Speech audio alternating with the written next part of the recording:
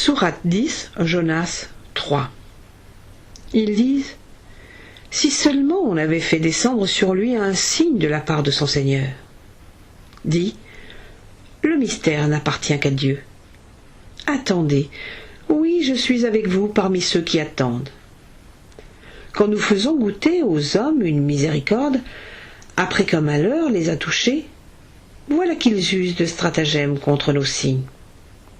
Dis: Dieu est plus rapide en fait de stratagèmes, et nos envoyés consignent les vôtres par écrit.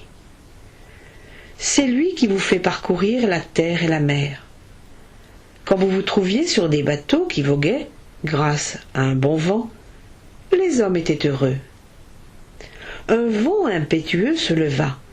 Des vagues surgirent de tous côtés. Ils se voyaient encerclés. Ils invoquèrent Dieu en lui rendant un culte pur.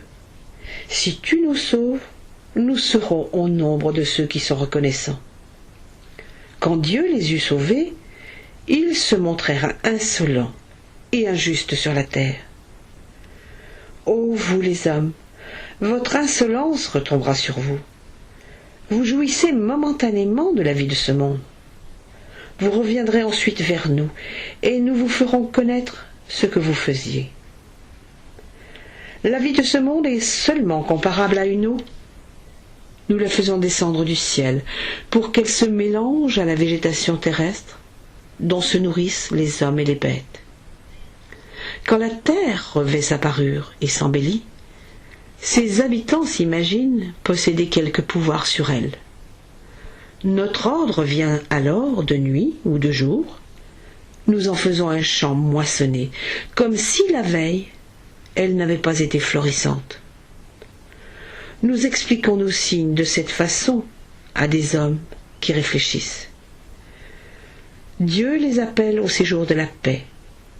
Il dirige qui il veut sur la voie droite. La très belle récompense, et quelque chose de plus encore, est destinée à ceux qui auront bien agi. Nulle poussière, nulle humiliation ne couvriront leur visage.